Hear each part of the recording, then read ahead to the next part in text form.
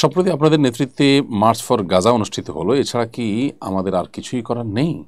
March for Gaza আলহামদুলিল্লাহ একটি সফল প্রোগ্রাম ছিল আল্লাহ তালার অশেষ অনুগ্রহে। বিশেষ করে মার্চ ফর গাজা এই অনুষ্ঠানটি বা এই প্রতিবাদটি, এই বিক্ষোভটি, এটি সারা বাংলাদেশের সকল চিন্তা, সকল মতপথের মানুষ একযোগে দাঁড়িয়ে কাঁধে কাঁধ মিলিয়ে গাজাবাসী বা ফিলিস্তিনবাসীর পাশে তারা যে আছে সহমর্মিতা প্রকাশ করছে, এটাকে জানান দেওয়া এবং অভিশপ্তদের বিরুদ্ধে বাংলাদেশের মানুষ যে ঐক্যবদ্ধ সে বার্তা দেওয়া, এটি ছিল উদ্দেশ্য। আলহামদুলিল্লাহ সেই উদ্দেশ্যটা অনেকখানি সফল হয়েছে। দেশে বিদেশে বিভিন্ন মিডিয়াতে ব্যাপকভাবে এই অনুষ্ঠানের বা এই বিক্ষোভের প্রচার উঠে এসেছে।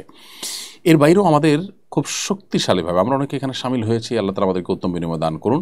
যারা সামিল হয়েছি বা হতে পারেনি, আমাদের সবারই খুব শক্তিশালীভাবে ইহুদি পণ্যগুলো বয়কট করার ব্যাপারে আমাদের জোরদার ভূমিকা রাখা উচিত। এবং এই মার্চ ফর গাজায় যে ঘোষণাপত্র দেওয়া হয়েছে সেখানে যে পয়েন্টগুলো রয়েছে সেই পয়েন্টগুলোর উপর আমরা আমল করব। বিশেষ করে নিজেদের প্রতি যে অঙ্গীকার, সেই অঙ্গীকারগুলো আমরা পূরণ করার চেষ্টা করব ইনশাআল্লাহ।